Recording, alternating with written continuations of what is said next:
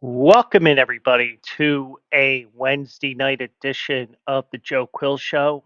I'm that ugly looking dude, Joe Quills, and we're here on this Wednesday night here, hump day for those that have a Monday through Friday job. For me, it was just a random day off for yours truly at his real job. So, got a lot to talk about here, but probably be a shorter show tonight because wasn't too many stories I found that were interesting, worth talking about. But we'll talk about the Al-Shaair suspension. I think I heard that pronunciation on the Bleacher Brothers show that preceded me tonight. Trevor Lawrence is on the IR.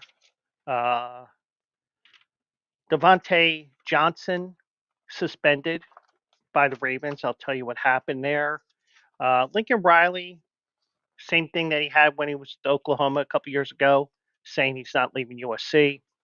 And also, since I am the horse racing guy, um, I saw a story about, well, all started with a weirdly run race and all that, and it led to a jockey being suspended, and um, I'm gonna call it out for the crappy behavior that he had. So all that and whatever comes up with you guys as well. So if you want to chime in, feel free to do so.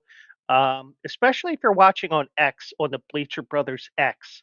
Um, I did see that the comments were coming in, so I may be seeing your comments. So feel free to chime in, and we'll address the issue as well.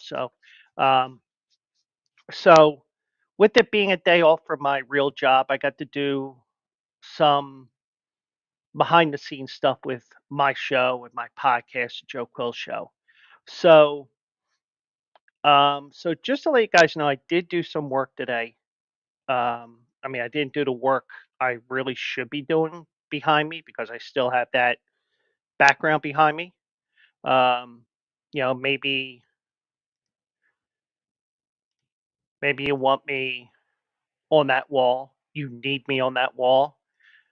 Maybe I should be lost in the forest or anything like that. Maybe on a beach somewhere, maybe near the ocean or anything like that, or some swank hotel. But I'll sit in the office tonight. So just some goofy stuff there. You can tell it's going to be a goofy night for yours truly if I'm already goofing around with stuff like that. But um, but I do want to start off with some updates here. So I did some tinkering on Spreaker today. And the one thing I said to you guys was, um, if you want to listen to the podcast, so let's say you want to listen to a couple episodes back to back. Mondays are epic shows because Mike comes in and we're goofing off for an hour and a half, 2 hours. Yesterday was a fun show and everything like that. Um, so I made the executive decision since this is my baby, since I don't have any kids I know of. Uh, I made the decision, and I'm going to share my screen early tonight because I can. Um, Let me find here.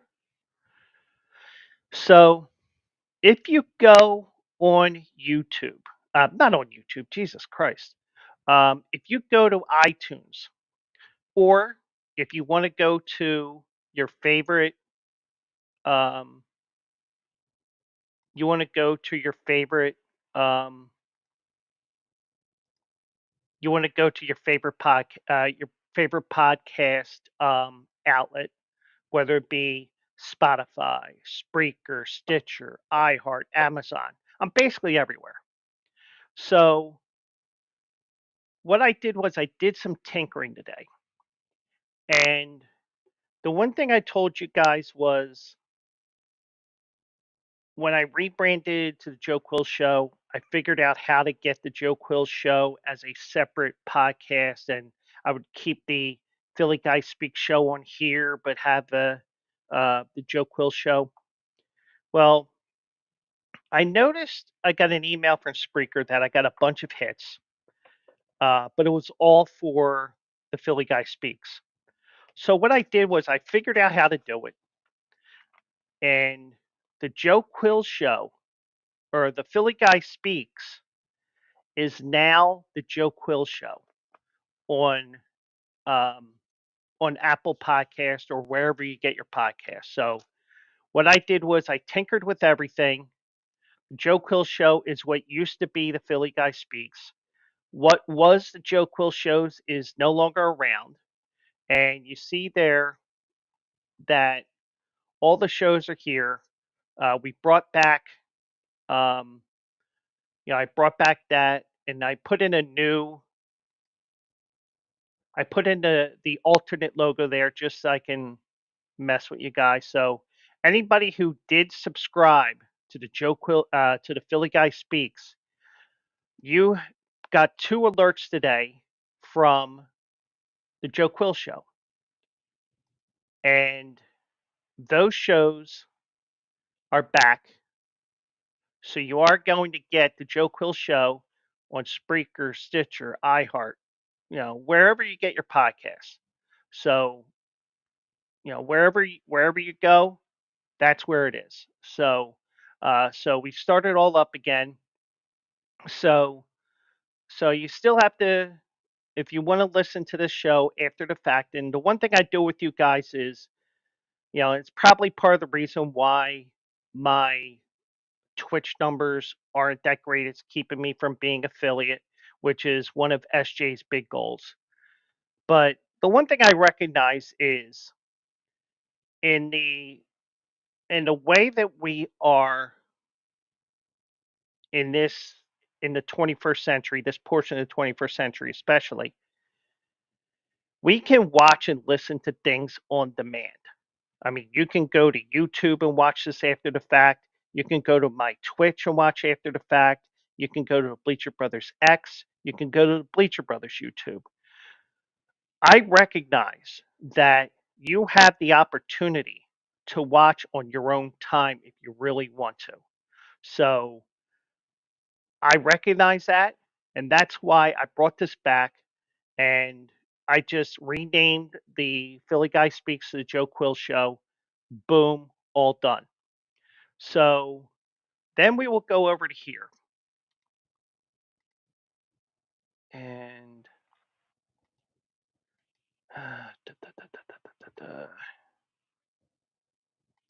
I'm going to regret this, but okay. So let me go here. No, I didn't want to do that. As I'm still showing you the Apple iTunes, whatever. So I do want to show you on X that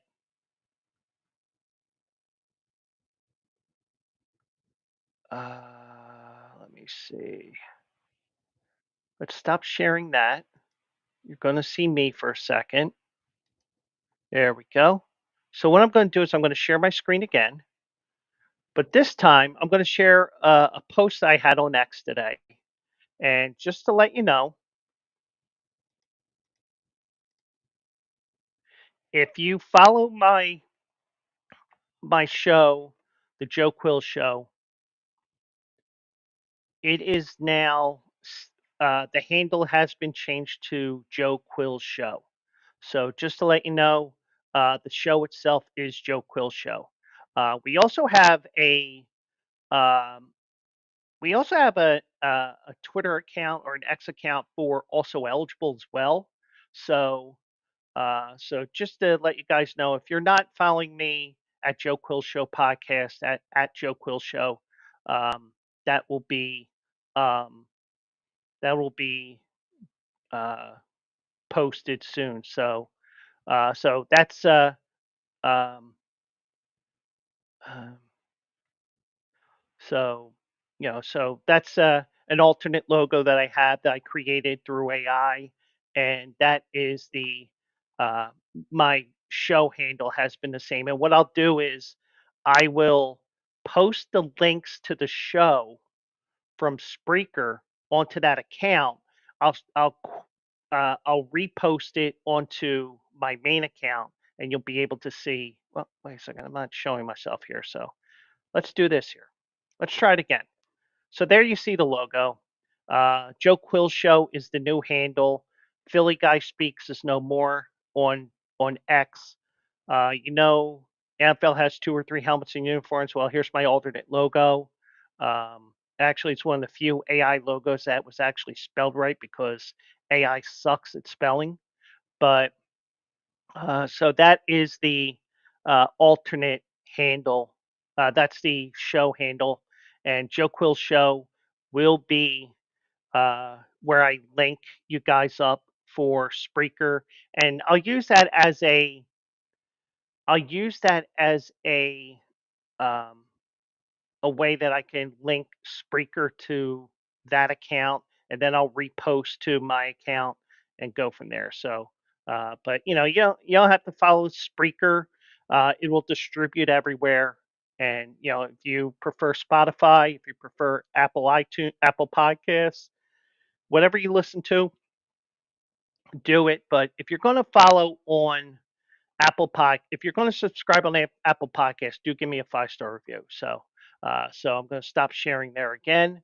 So that is the one thing that I did that probably it could have waited till Friday, because I am off again on Friday. So now I got a excuse day that had to take before the end of the year, so I took it on Friday. So that is the news that um, uh, pertaining to the show, that we will be those audio podcasts are back. I know my friend Rob that I went to high school with. He says that he listens to my podcast every once in a while. So he does have an update there on the podcast, and anybody that wants to subscribe, feel free to do so, especially on Apple. Because if you do it on Apple, give me a 5-star review so I can get into their algorithm and I can get more people listening and maybe more people watching. So a little bit of everything. So I'm hoping for that um, um, little bit of a rolling, little rolling effect there. So that is the uh, um, behind the scenes stuff that I did today. I was like, let me try this. I started tinkering a little bit. Boom, fixed. So, so the audio podcasts are back, and they're back for good. Now, one guy who won't be back for a few weeks is Aziz Al-Shaair, and I think I'm pronouncing that right this time because I did watch the Bleacher Brothers show. They did have the video up, and um, they did mention his name on the video. So he is his suspension was upheld. Um, Ramon Foster heard the heard the um,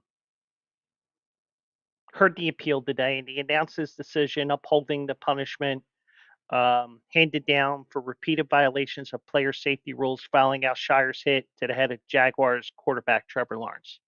Now, and like I said Monday, and I said yesterday, um, basically, and even in the past, anytime you're in a union workplace, everything is progressive discipline. So, but sometimes you do have something that's so egregious that you do skip steps on the progressive scale.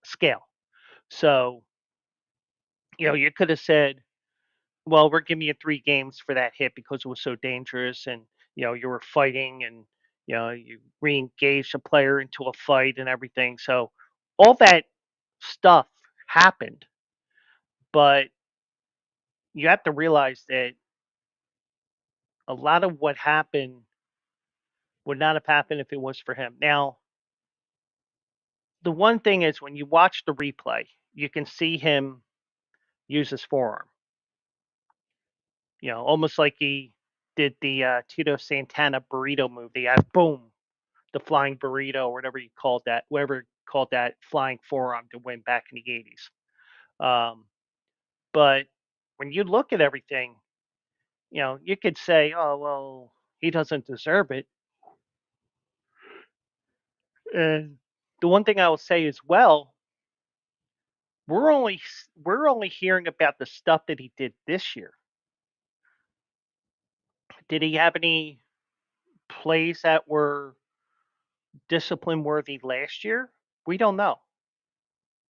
I'm sure if we really dug and dug and dug through Google and all that, probably we can find it. But I was working on other things today. But but he did get 3 games. It was upheld. I'm okay with it. Now I figured they would have suspended him 5 because it was such a severe hit and would have been brought down to 3. But like Mike said the other night, 3 games is what it should be, and he was right. So, but um,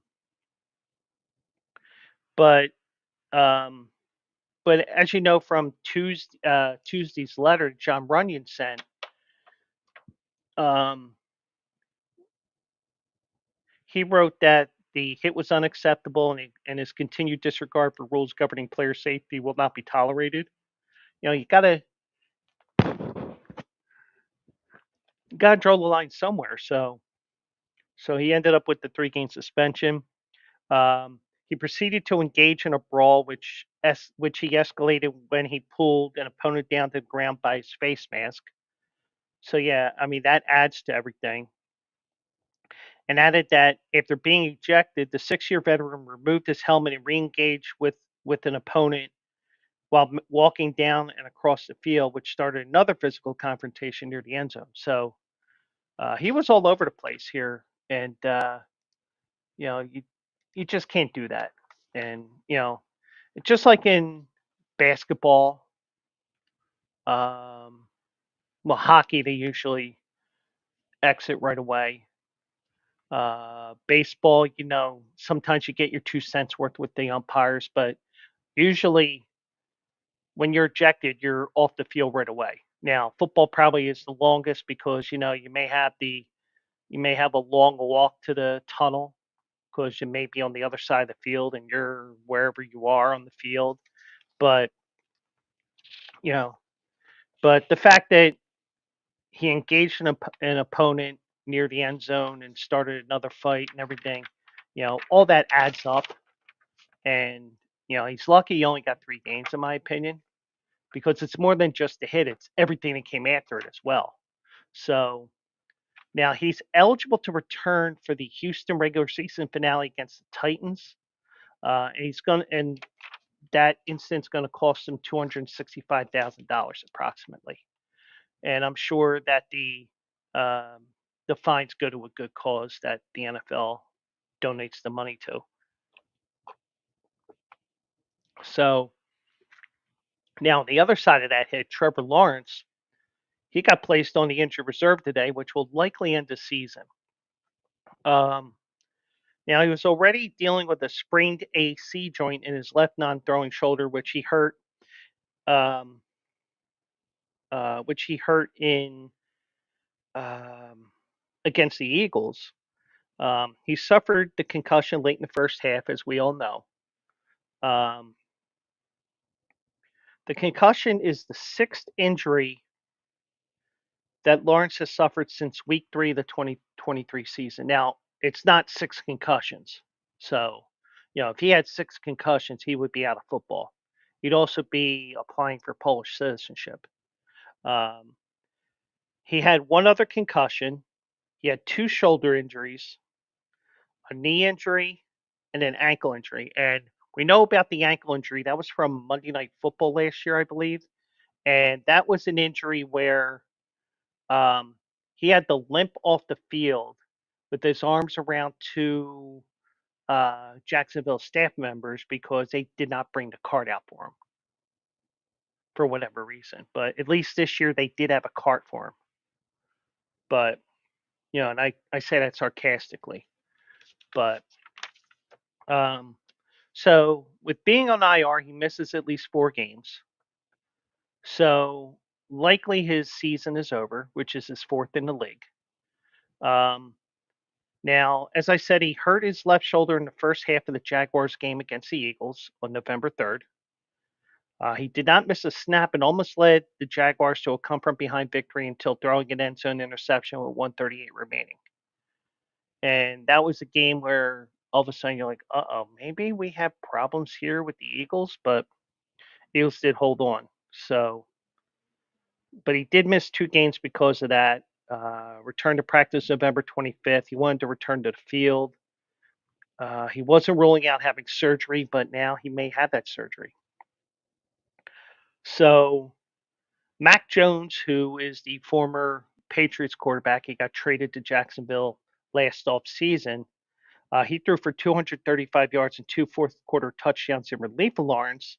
He'll be the starter going forward for the rest of the year unless something happens to him, either demotion or injury. Um, he started the 2 games in Lawrence's place after the shoulder injury. Um, now, here's the thing. There's a caveat with this next sentence. Jaguars managed just a combined 313 yards and scored 13 combined points in losses to Minnesota and Detroit. Yeah, it's Minnesota and Detroit. Minnesota has a good defense, and we know what Detroit can do. And by the way, we're going to have a Philly Fade pick tonight on tomorrow night's game. So just to let you know at the end of the show. So CJ Beathard will be the backup. John Wolford, he was signed to the practice squad today. He'll probably be QB3. Um, Jacksonville also signed veteran receiver Josh Reynolds off waivers. He was waived by Denver on Tuesday. Basically, they they didn't have room for him on the roster after they opened the return from IR window. So he got placed on waivers. They picked him up because they need him because Christian Kirk is out with a broken collarbone, and Gabe Davis had knee surgery. They're both out for the season. So, so you're looking at um, not a great end to what Mike and I think is the end of the Doug Peterson era in Jacksonville. And it's he did have, but you do have a lot of injuries, in sports, a lot of injuries in football. Um, the hit was uncalled for. I mean, you could still hit Trevor Lawrence and get a 15-yard penalty, but it would not have been to the the range that he had there, where you had all these um, you had all these you had that big brawl there because of everything going on there. So he is out for probably for the season. And the one thing that they did say on here that I did not mention, um,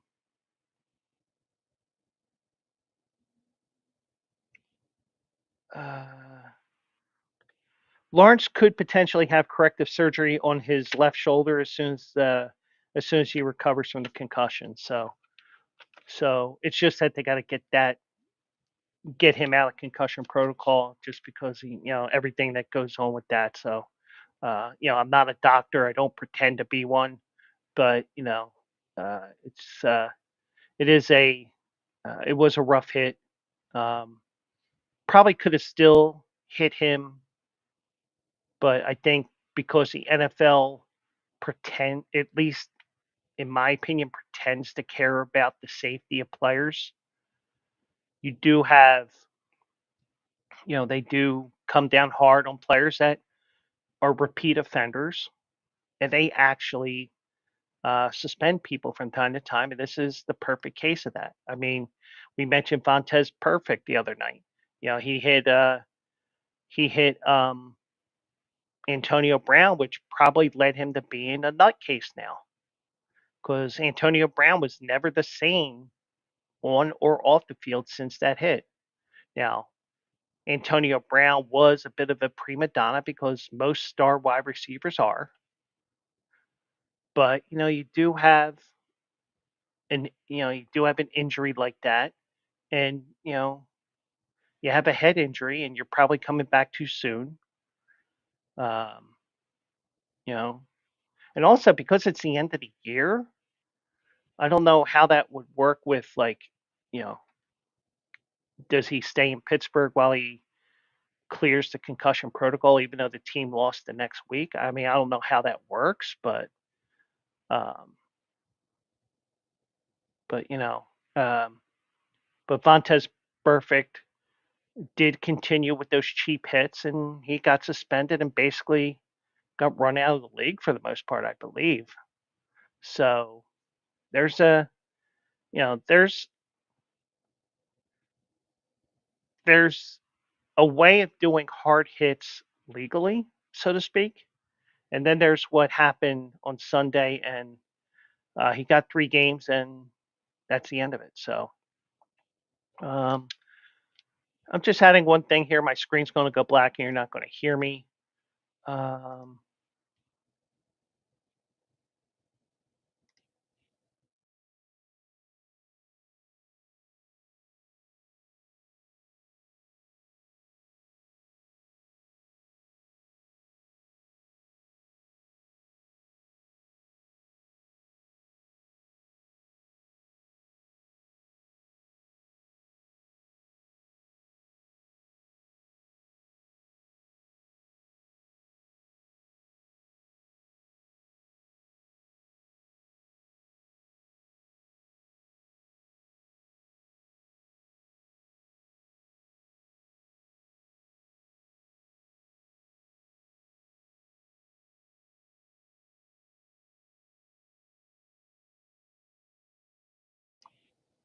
there we go. So I'm just setting that up for later. I'm going to be promoting also eligible on Saturday as well.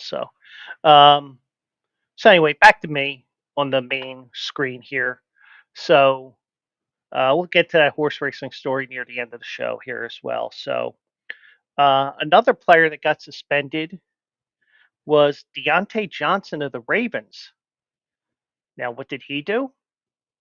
Well, he got suspended for 1 game for contract detrimental to the team. His suspension stems from refusing to enter a game against the Eagles, according to General Manager Eric DeCosta in a statement. So he's going to miss a game. Now, Baltimore's on a bye this week. They play the Giants the following week, but um, I don't know what's going on there with Deontay Johnson, but um, DaCosta called the disciplinary action a difficult decision. Um, I think especially when you have a guy who, um, you do have, you do have to make sure that he is going to be part of the team, and there's all kinds of ramifications if they got rid of him. Um, so he's going to miss that game on the 15th against the Giants. But then again, it's the Giants. But um, but the Ravens do have a bye week, so that may help them with the hangover effect of playing the Eagles. Because I was saying that on SJ's Discord, but I didn't realize that I forgot that Baltimore had a bye this week. So um, now, the Ravens had been vague on Johnson's standing with the team after he suited up but did not play a snap in Sunday's loss to the Eagles. It was even more curious that Johnson never entered the game because starting wide receiver Rashad Bateman was sidelined in the second half with a knee injury. Johnson could be seen standing by a heater on the sideline for most of the game. Why did you even show up? But now, he's only played 39 snaps for Baltimore since being acquired from the Carolina Panthers on October 29th. He has a total of 1 catch for 6 yards for the Ravens after being the leading receiver for the Panthers through 7 games with them this season. Now, maybe somebody knows what's going on here, and maybe not. Um, is it me, or maybe it's the fact that he goes from a main target for Bryce Young and um,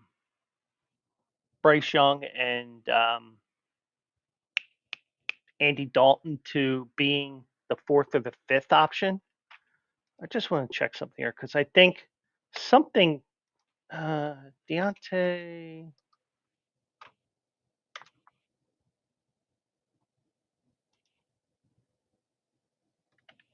So he did play. He did play 5 years in Pittsburgh. So I don't know if that has anything to do with it. But like I said, you do have you do have interm you do have um, an issue here they need to resolve fast, and it's like, well, you either you're in or you're out, and if you're out, um, now on Monday, John Harbaugh was non-committal whether Johnson would remain on the team, but you want to make sure he stays on that team because um, if the Ravens were to cut Johnson, they would not get a potential compensatory pick in the 2026 draft if he signs elsewhere in free agency. And I think with the fact that Baltimore has already suspended him, I think it's pretty much a given that he's not going to be with the Ravens next year. I mean, it doesn't take a rocket scientist to say that, to say that. But we've been fooled before where we say, "Oh, he's never going back there," and then next thing you know, he's back there. Somebody's back to where they're going. So um, now he had been traded from Pittsburgh to Carolina, and his numbers were not that bad, I don't think, with Pittsburgh. Well, he did have a drop off last year because he only played in 13 games, started 11. But in 2021, Dionte Johnson had 107 receptions for 1,181 yards and 8 TDs. He also had 53 yards rushing on 5 attempts with a long of 25 yards. So he has caught he has a lot of catches with Pittsburgh, and he was a part of their offense. But is the issue the fact that he's not the number one option, that he has to work his way into the offense? Is it that he just doesn't like the offense? Is there something because Pittsburgh and Baltimore are rivals, and he doesn't like the Ravens even after the fact? Well, here's the thing. That contract that contract will pay the same in US dollars. Well, it spends the same, I should say. It spends the same whether you're with Pittsburgh, whether you're at Carolina, whether you're with Baltimore, except for the week that he loses his pay on because he's suspended, or wherever else he's going. Because whatever team you go to, it's still going to spend the same way when it hits your bank account. So I don't think you can.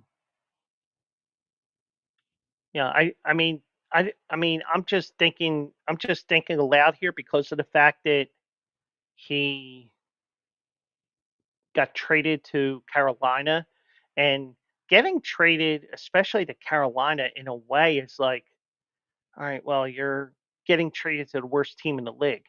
Now, sometimes when you get traded to the worst team in the league, it's in a way a punishment, but in a way it may be that the other team does want you, but but I don't know the whole story behind why the Panthers got rid of him. I don't know if it was because Baltimore needed another wide receiver or there was some turmoil behind the scenes in Carolina, um, but But the fact that the Panthers parted with Johnson for very little in return after he led Carolina in receptions with 30, receiving yards with 357, and three touchdown catches, that may be a sign that there was something going on behind the scenes that we don't know about. So the Ravens sent a fifth round pick to Carolina for Johnson and a sixth round selection. It's considered low risk move for Baltimore because the Panthers picked up most of Johnson's remaining salary, leaving Baltimore to pay about $625,000. So something something was going on behind the scenes in Carolina that he wanted out. Apparently, that's what it looks like to me. But I'm not a Carolina fan, so I'm not up on all the news with the Carolina Panthers. And if you're a Carolina Panthers fan, you got something to chime in on this, feel free to do so. I'll fly it in here and I'll, say thank you or oh that makes sense or something like that. But the thing is, star wide receivers for the most part are prima donnas. Antonio Brown, T.O., um, you know, you name that number one receiver, that superstar wide receiver, for the most part, was a prima donna. Jerry Rice, no. He just worked his ass off.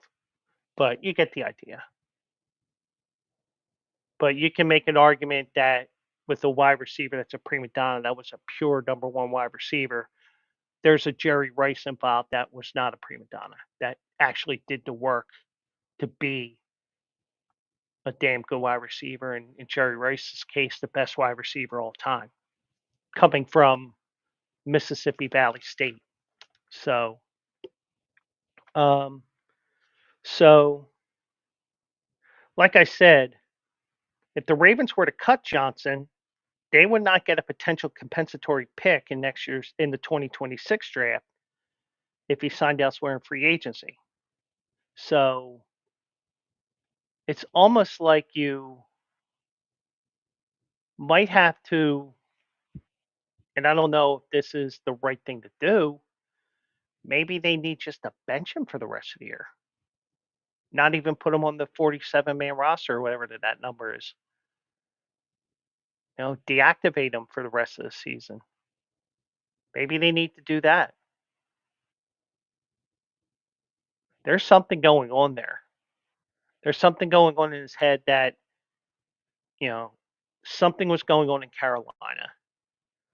Something is going on here in Baltimore. And it may not even be that he played 5 years in Pittsburgh and then all of a sudden he ends up at Baltimore. When you go to Baltimore, you've gone from a team that was at the bottom of the NFL. Now, granted, they have improved. Dave Canales has used his quarterback whisperer skills to help Bryce Young a little bit. We'll see how he does against the Eagles, but you do see Bryce Young some flashes that maybe he's not as bad of a quarterback as we thought, especially last year and first part of this year. So you do have that. So so I don't know what you guys think, but um but I mean the top three wide receivers are Zay Flowers, Bateman, and Nelson Aguilar. Now I don't know much about this injury that Bateman had, so let me pull that up here. And I'm just going off of ESPN's site here, so I don't know. Um, so I don't know. Um, and I know if AJ's watching even after the fact, yeah, I should be using BleacherBrothers.com. I'm a dope. But injuries. No, not Carolina, you dumbass. Baltimore Ravens. There we go. But refusing to play, that will get you suspended 10 times out of 10. Um, okay, so Monday, John Harbaugh said that Bateman's injury, Rashad Bateman, that is, isn't believed to be a long-term thing. So the bye week comes at a good time for Baltimore because maybe Bateman comes back in time for the Giants. But their top three guys are Zay Flowers, Bateman, and Nelson Aguilar. So you need him as that fourth wide receiver, and you got to suck it up because okay, well you're not the number one, but you know what? You're still important to the team because you could be that fourth wide receiver. You can bump into that third spot because let's say another guy gets hurt,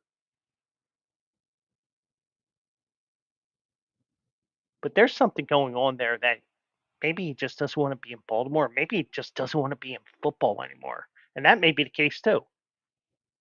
Um, so Lamar Jackson said after Sunday's game that he spoke to Johnson about staying locked in after not playing. Jackson said we want him out there. He's a great receiver. We didn't get him from the Panthers for nothing.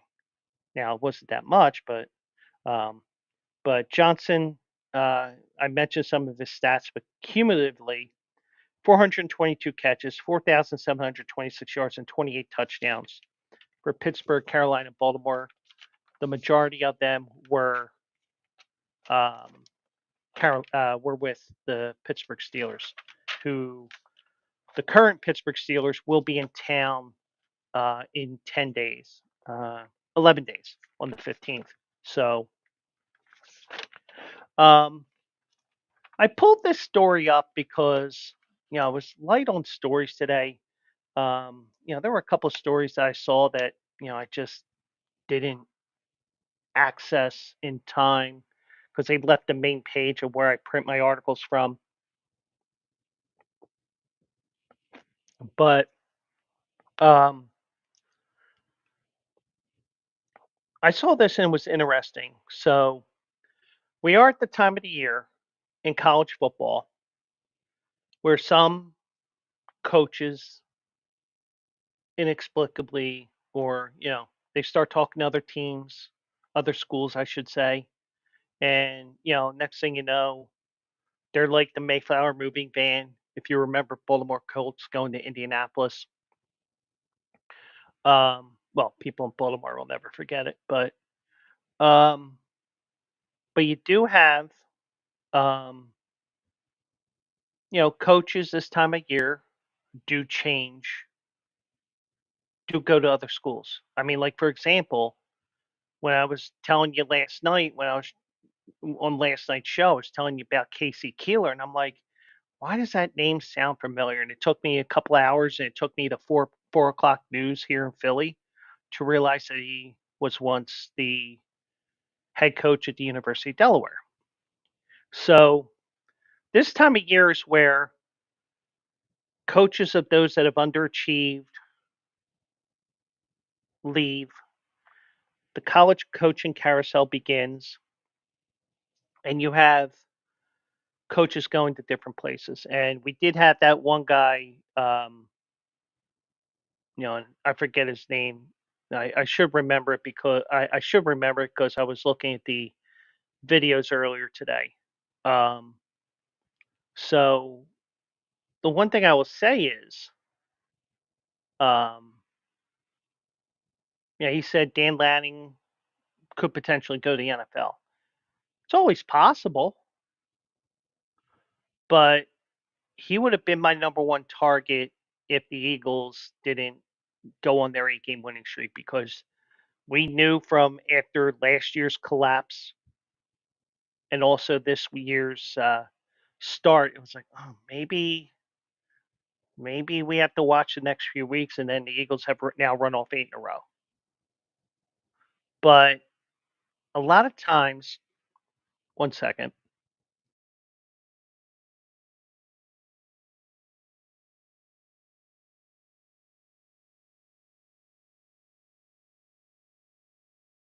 Sorry about that. For those that heard silence for about 10 seconds there, I had to sneeze. So those that are watching on the stream tonight, you got to see me sneeze away there for a couple of seconds. So um, But this time of the year, coaches end up going to other places. Coaches that are at smaller schools upgrade to a bigger school, and then you have some coaches that have failed at bigger schools. They go to the mid-major. Let's call them the group of five as they are. They go from the the um, the four big conferences and they go to the group of five. They get themselves back on track and then they move up. I mean, that's what Tom Herman tried to do at Florida Atlantic. It just didn't work out for him for whatever reason. But um, so it's just that time of the year here in college football that it always happens, and um, it's just something that occurs. But also with it comes with rumors of coaches, big name coaches, going from one big program to another. Lincoln Riley, he's the head football coach at USC. He brushed off the possibility of taking a head coaching position elsewhere during his signing day news conference on Wednesday. And, it's National Signing Day. And I know the local news channel here in Philadelphia um, was at my alma mater, St. Joe's Prep, today because a bunch of the football guys signed letter of intent today. Um, when asked about the potential of other schools being interested in him, he said, I can tell them I'm a USC Trojan. I'm at the place I want to be. Is that the case at Dallas Cowboys come calling? Because remember, Jerry Jones does not have to offer Mike Holmgren a contract because even though a lot of people say he's fired, he'll be contract completed and technically Mike Holmgren will be a free agent. So um, apparently UCF, Central Florida, which has a vacancy after Gus Malzahn, the coach that led Auburn to a national championship over Chip Kelly's Oregon Ducks, he left UCF to become Florida State's offensive coordinator this week. UCF did reach out to Riley, sources told ESPN, confirming a report by the Atlantic. Now, you can deny as much as you want, and Riley says I'm home, meaning USC. But that saying, denial isn't just a river in Egypt. But Riley's 25-14 in 3 seasons. Um, After a disappointing 6-6 year this year, the Trojans are 14-11 overall in the past 2 years.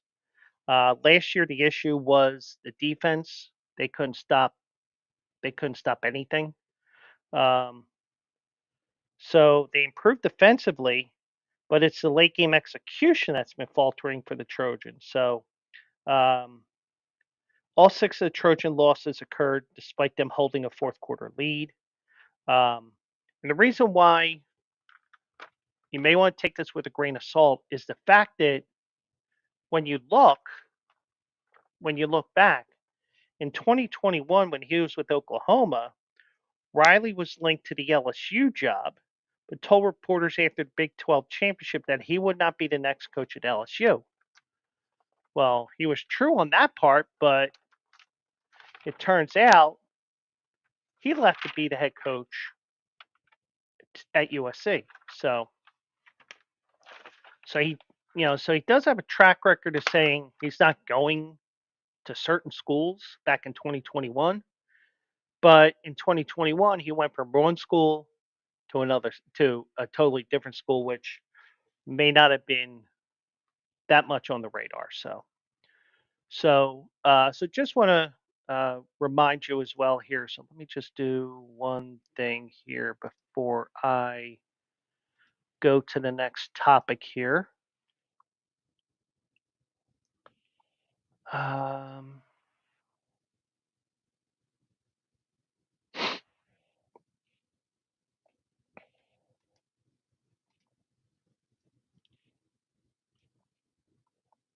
Da, da, da, da, da, da, da.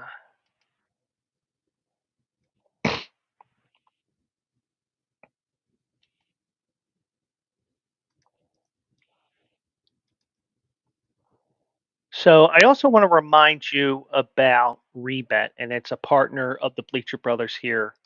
And I am sharing the link in chat. Now, those that are on the Bleacher Brothers, watching on the Bleacher Brothers X account tonight, go to bleacherbrothers.com. There's a bunch of different ads for Rebet, and you can go there and click on the ad there. But also, Rebet, it's a social sportsbook app. You get if you sign up um, using that link that I've shared in the chat, you get a 100% deposit match up to $100. And also, they did add today, and I updated the app today because I was putting in a wager for tonight. And um, if you follow me on um, Instagram at Joe Quills, I gave out one pick tonight, and let me see here.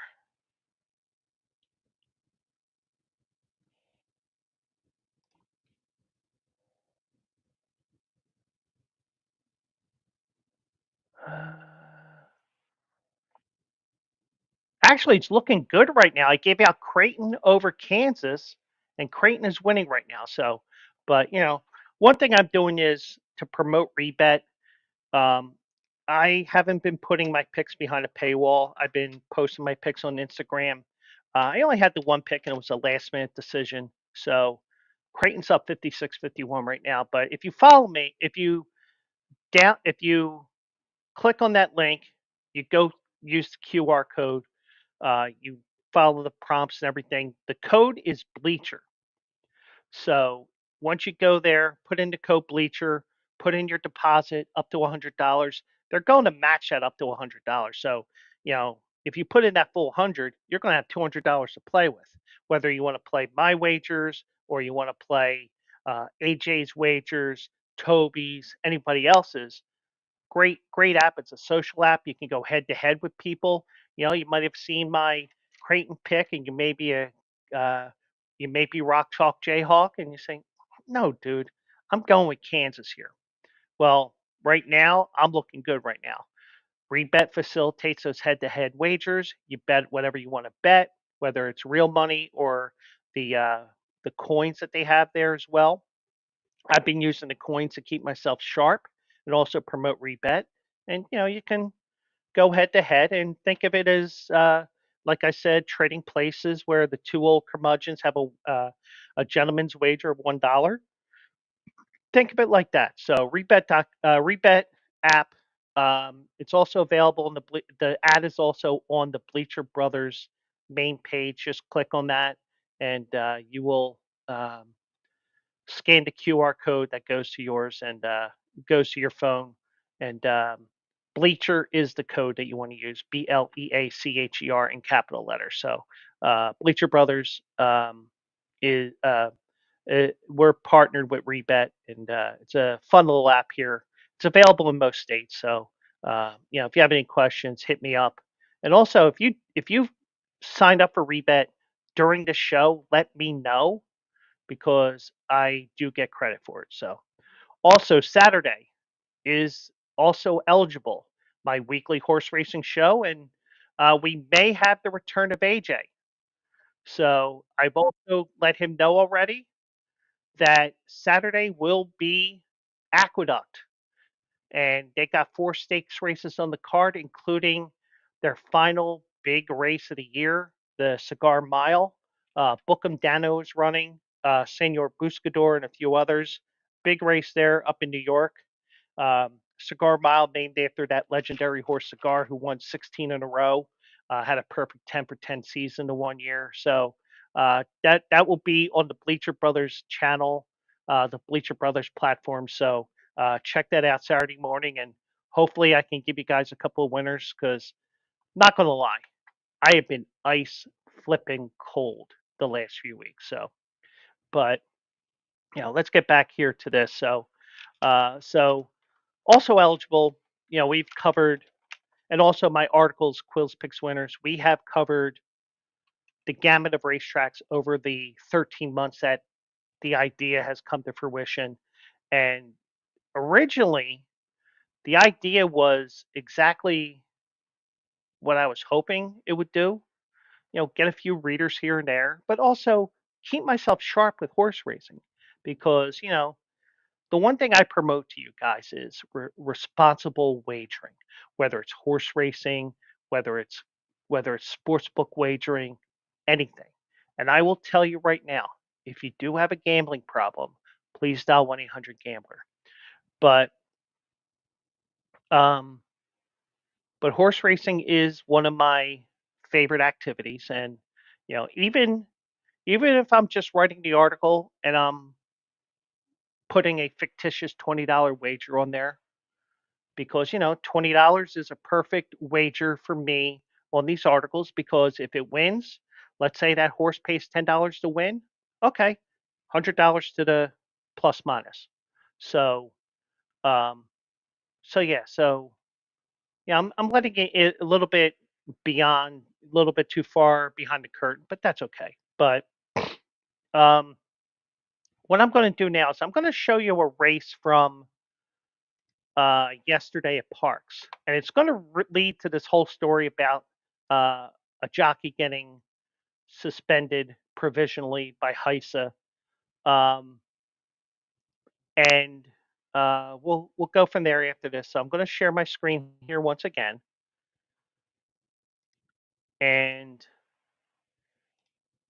let me get rid of. Well, I don't want to get rid of that. Um,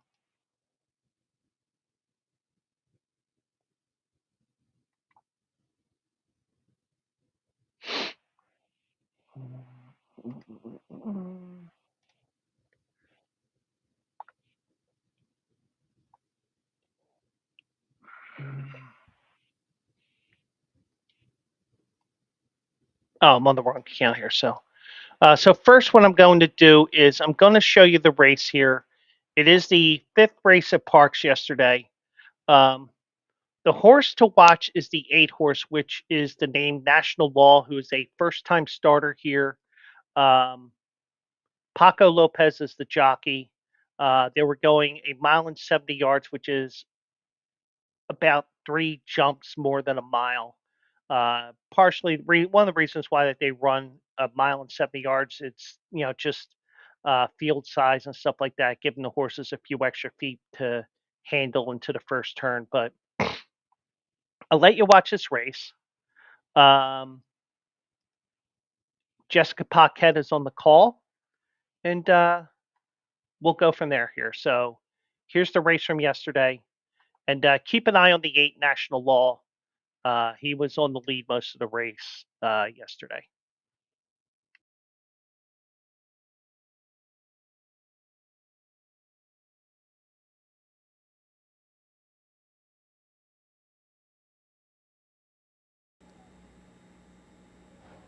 Off and racing. Good start for this field of 6. On the outside, National Law with that huge stride. He's up to join the lead. Also forwardly placed, Gray Images, who's quickest of all and on the rail. Awesome Warrior, he's going to have a say early. Gray Images has a narrow lead. Awesome Warrior presses to his inside. He has company on the outside from National Law. That's Just Cheesy, Rivers, Gamble, and the Tire Man is the early trailer. And Gray Images has now a length or so over Awesome Warrior, who's in second. National third, not too far off, about a length off the front running Gray Images. That's a big gap back. Rivers, Gamble.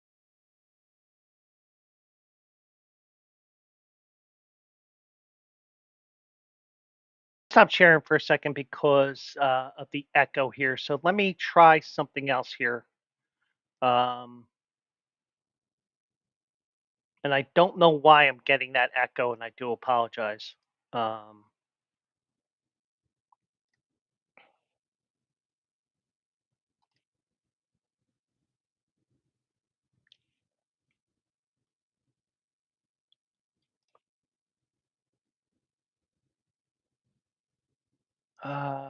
Bet now, no results. And you can see I'm doing this all by myself here. Um, just the way I roll. So the fifth race at Parx. Let's see if this echoes or not.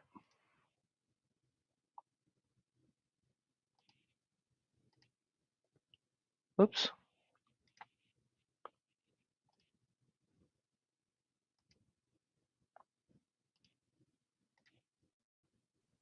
And also, one thing I would tell you guys is if you're following horse racing, you know this already. If you have ADW accounts, as they're called, you can watch these races on archive all the time if you want to. If you see something on there, we mentioned it on Saturday, but we're going to try this one more time here, and we'll watch the race here, and I'll show you some of the stuff that you see after the fact here. So here's the fifth race once again. Hopefully, the echo has disappeared.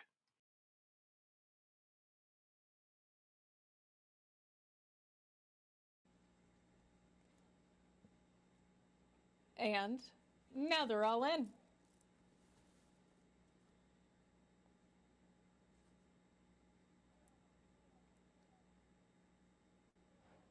Off and racing. Good start for this field of 6. On the outside, National Law with that huge stride. He's up to join the lead. Also forwardly placed, Gray Images, who's quickest of all and on the rail. Awesome Warrior, he's going to have a say early. Gray Images has a narrow lead. Awesome Warrior presses to his inside. He has company on the outside from National Law. Then it's Just Cheesy, Rivers, Gamble, and the Tire Man is the early trailer. And Gray Images has now a length or so over Awesome Warrior, who's in second. National Law chases into third, not too far off, about a length off the front running Gray Images. That's a big gap back. Rivers, Gamble, he's a clear fourth. To his outside, Just Cheesy, the Tire Man, the trailer. They begin their run down the backstretch. And Gray Images leads the way. Company on all sides. Awesome Warrior up to challenge on the inside. National Law moves on the outside. Now 3 across the track. Then it's back to Rivers, Gamble, Just Cheesy. Still the Tire Man at the back. The three-way battle continues down the backstretch. There's a half-mile left to go. 48 and 1 for the half. National Law has taken over. Gray Images fights on. Awesome Warrior can't keep pace with these two. And National Law is opening up in a canter. He's just loping along as they go into the far turn. National Law, Gray Images losing some ground. Awesome Warrior taking another swing. He's coming up to challenge National Law. After that big move, National Law now has some company. Awesome Warrior to the outside. Gray Images dropping back. Then it's the Tire Man. He's rolling from the back. He's in third and beginning to gain. National Law kicks clear again. He says, come and catch me. They go through the far turn at the top of the stretch. National Law just coasting along. National Law has the lead. The Tire Man chasing in second, but he has his work cut out for him if he's going to reel in National Law, who's a bit green in the lane. National Law drifts out. The Tire Man's coming up the rail. National Law going very, very far outside. On the inside, the Tire Man, National Law. These two are going to hit the wire together on both sides of the track. Photo. Final time 147 and 4.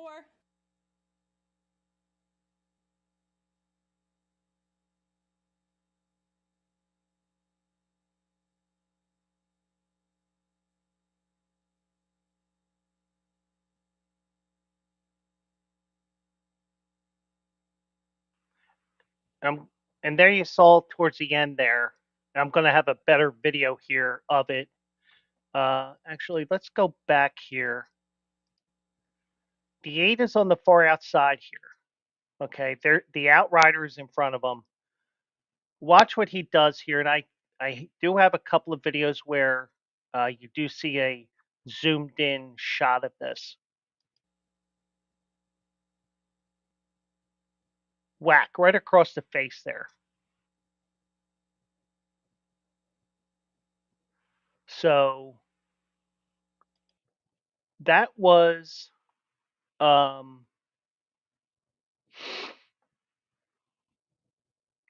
yesterday, and let me find the post that I saw here, and I saw this yesterday on Jessica Paquette's X account, and when I first read it, I'm like, what does this mean? And remember how I said yesterday how sometimes things don't add up until the next day or a few days afterwards? Well, things started adding up when I saw certain things here. So let me go back over here. Um,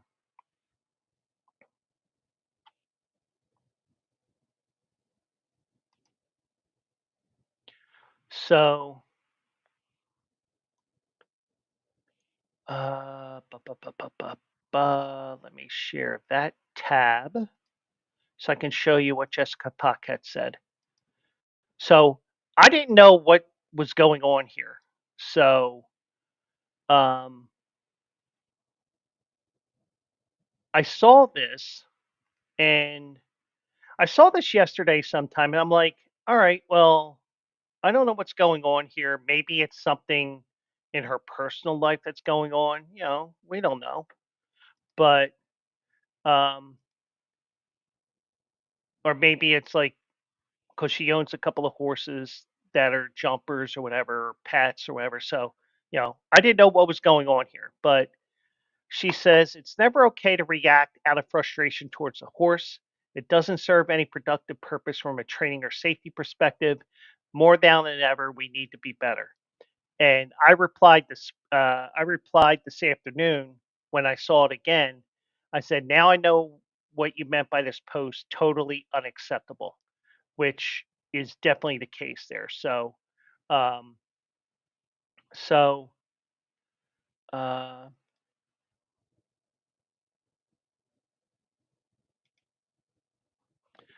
so I'm going to show some video here of this as well, so you guys can see what's going on. And sometimes we see the, I don't know if we want to call it the glamorous side of sports, where you see the horses racing and winning and whatever. You also have the not so glamorous points, whether it's um, horses testing positive, horses breaking down, horses having to be put down, all that, all the things that you can say that are what's wrong with racing. Um, I'm going to see if this actually will show the video a little bit better. So now remember, the horse, now this is a first time starter. So it's its first time around the track, and it bolted from the rail, basically, the inner rail to the extreme outer rail. Now, yeah, I mean, even with the thousands of races that Paco Lopez has run, it was definitely a race that, you know, probably never had a horse bolt to the far outside post where he may end up part of the pole at the finish line, because most tracks they have two poles at each side of the track where they have the wire which helps the photo finish and the cameras with everything with showing the races. So you do have where the it helps tell you where the finish line is. So you know I don't know. I mean, we don't know what Paco Lopez is thinking, and but it's indefensible what he did. So let me see if these videos do show anything, a better view of what he did. So so I'm going into my bookmarks here. Um, this was a video from, well, first let me do this. Add the scene, go here, and I have it onto that just because the bookmarks come up from here. So this was from um, Maiden special weight race. so this was the video from this was from the Pollock report, I believe, wasn't it? Yeah, Pollock report. So here's what they had to say. Um,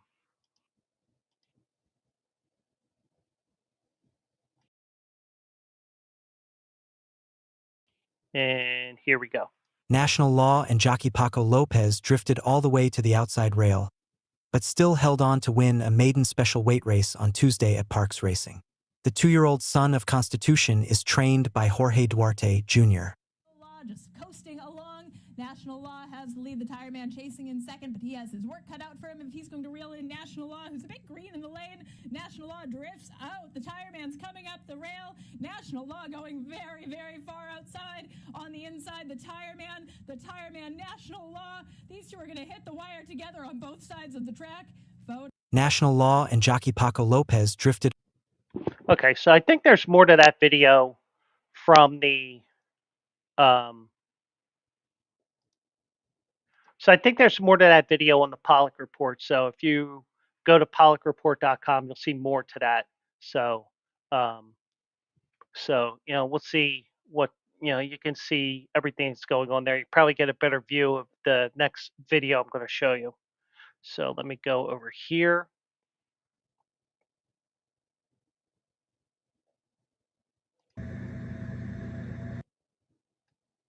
And this next one, even though it's a little bit grainy because it's zoomed in, it shows it. Whoops. Add the scene. You're going to see this. You're going to see this rather well. And here we go.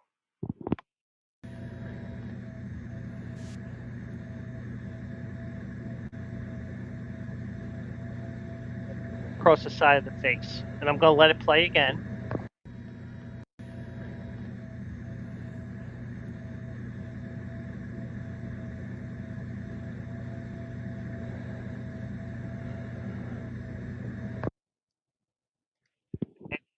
And that is definitely why you have, and by the way, this is from the Staggy Man on X, so I want to give him credit for that. So I saw that today.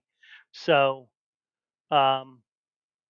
so that's exactly why HISA is there, for the integrity and also the safety of the horses. So I know another another jockey did something like that, and he was not seen at a racetrack for like 5 or 6 years. So, um, but I'll show you this other video here.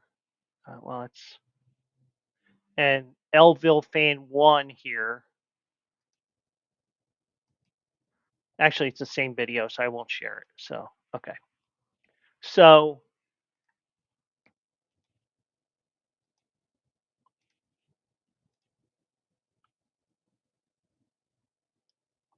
yeah, it was a completely uncalled for whipping of a horse, which is a no-no even before HISA, but he could have seriously hurt the horse, hit him in the eye or whatever, but I have no word on what how the horse is, but the Horse Racing Integrity and Safety Authority, also known as HISA, they issued a provisional suspension of the jockey Paco Lopez after the video showed him whipping a horse in the neck after the 5th race at Parx outside of Philadelphia. Okay, so it was the neck. But still, it's after the race is over. There's no reason for it. And like Jessica Paquette says, it serves no purpose.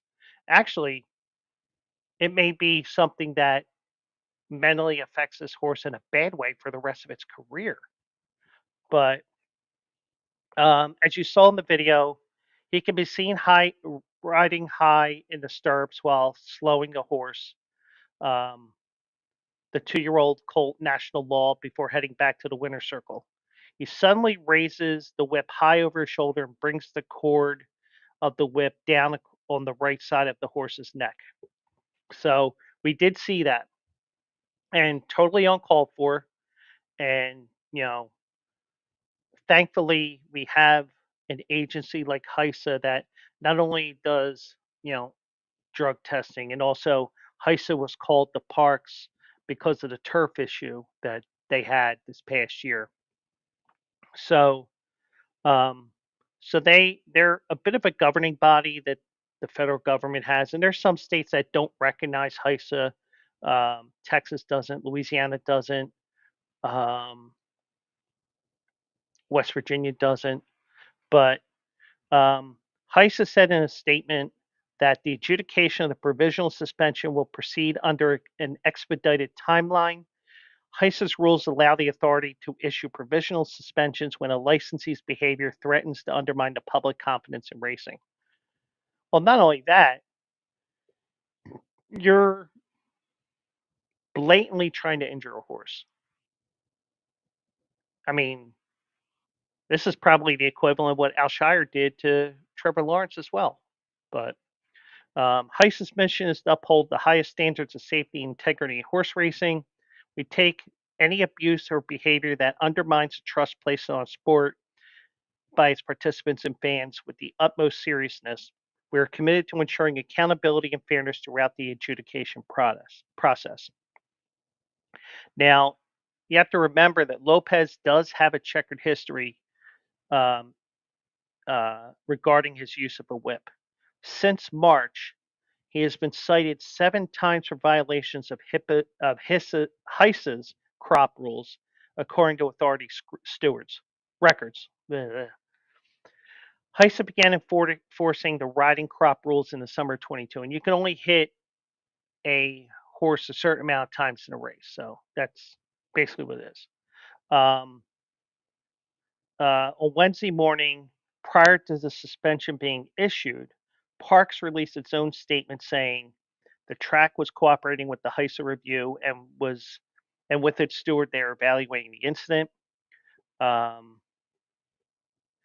um, Park said, "We want to express that we aspire to hold the jockey colony and all the horsemen and women here at Parx to the highest standards.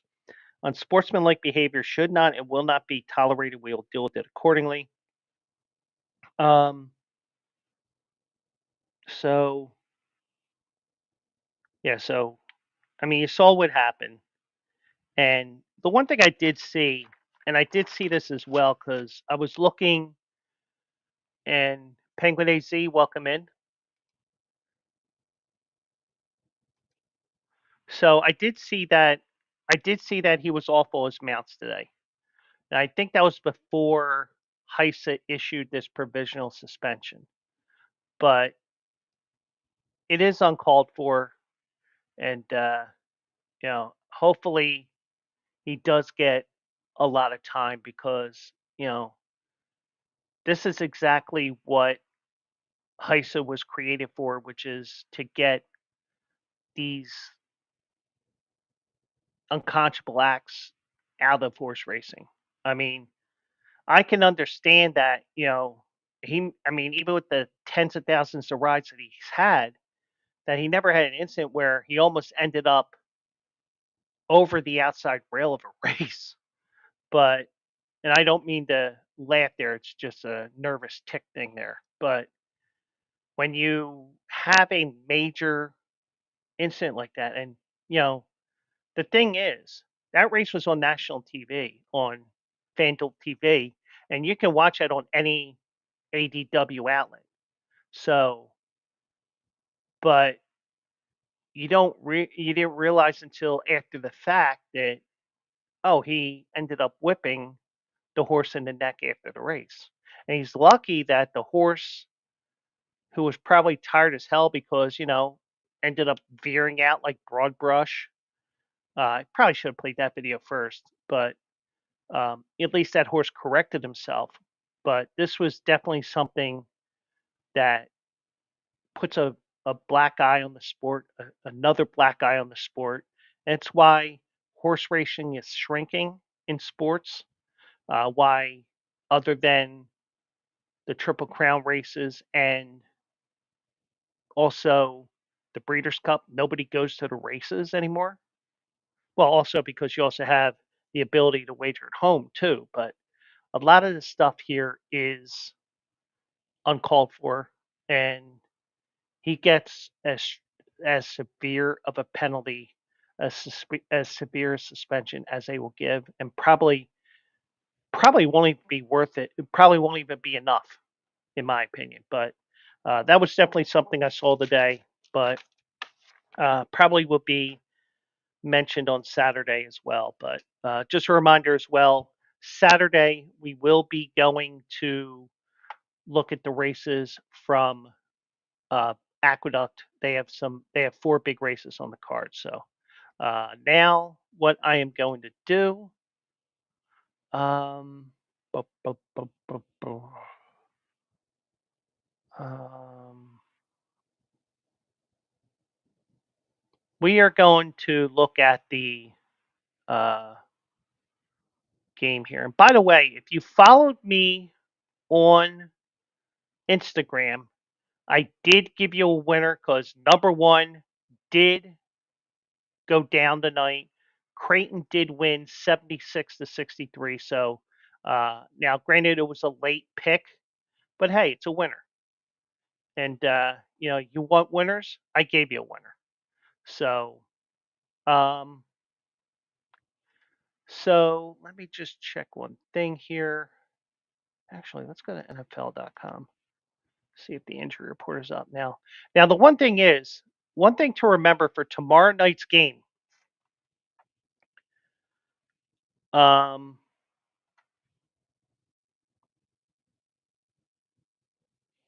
One thing to remember that this is the one game out of the year where a Thursday night game is a regular rest week for the two teams. So if you hear somebody saying it's a short week for Green Bay and Detroit, call them out on that bullshit because it's not true. Um, because both these teams played on Thanksgiving and they do play this Thursday. I'm looking to see if there's an injury report. I'm not finding it.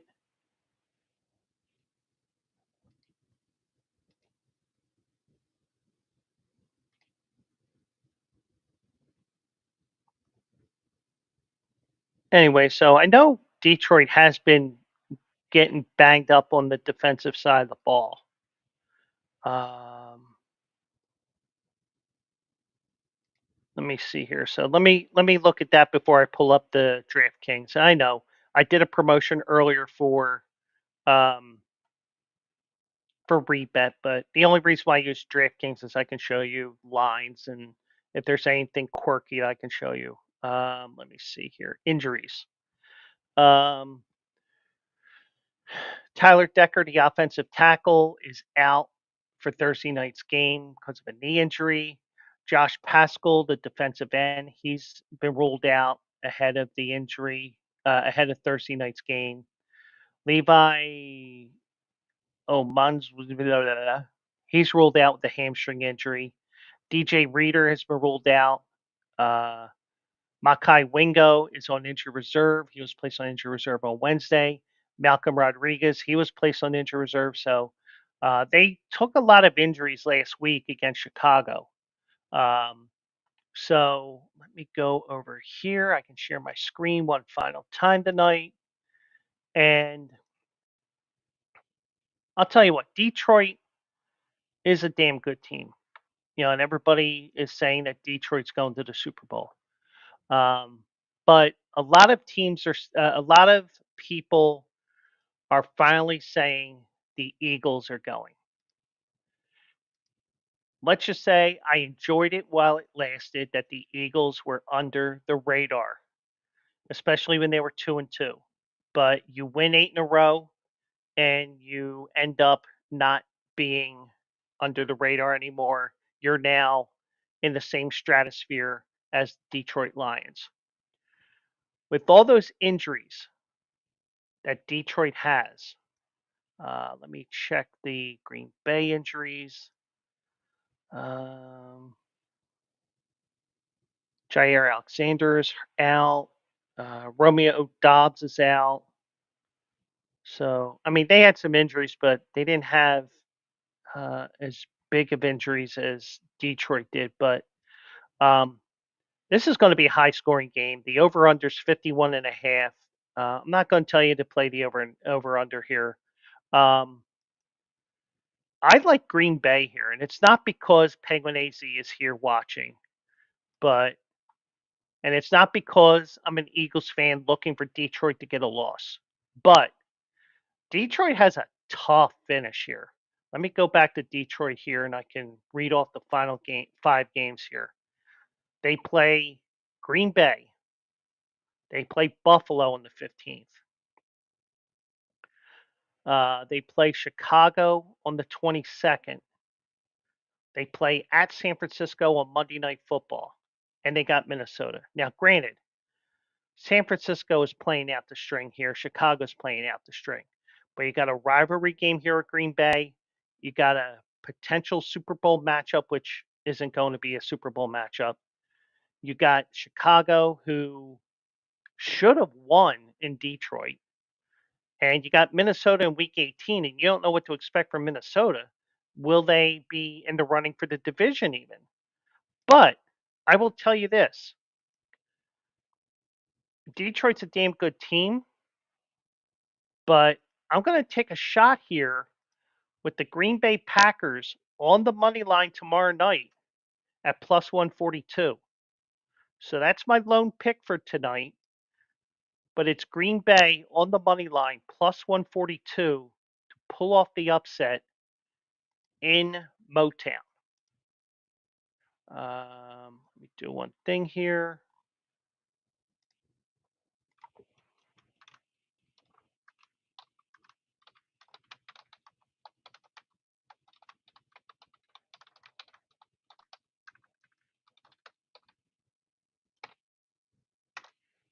Okay, so Green Bay on the money line is my pick for tomorrow night, plus 142, and we're getting back on track with the uh, with the wagers this month, um, because we may still be below 500 at 44 and 55, but we had a hell of a November. It was a November to remember.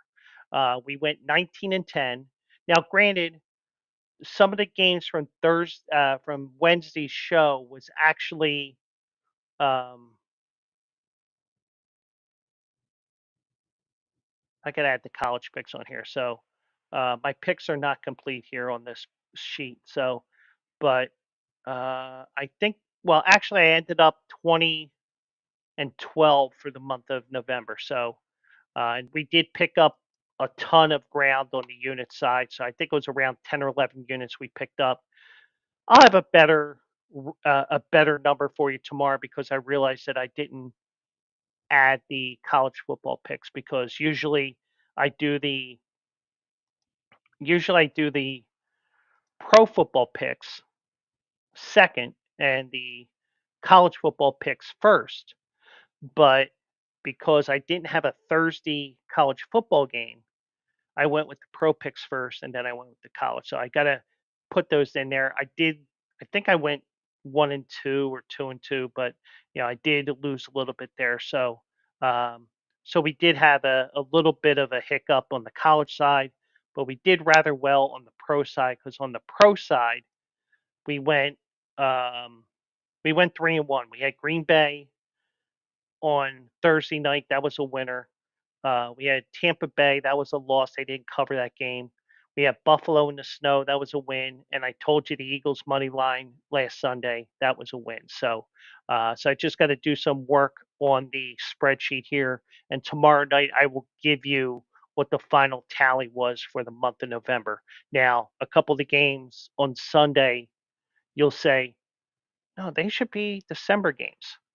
Well, technically they are December games, but for how I'm releasing those picks, those are um, those are November games for the sake of statistical purposes. So, but then again, if you look at a real ticket, if you were at a brick and mortar sports book, that ticket would say November 27th, November 28th, even though the game was December 1st. So, whatever, I mean, I probably will have to argue with a couple people over it, but whatever. So anyway, so that is going to be it for the Wednesday show.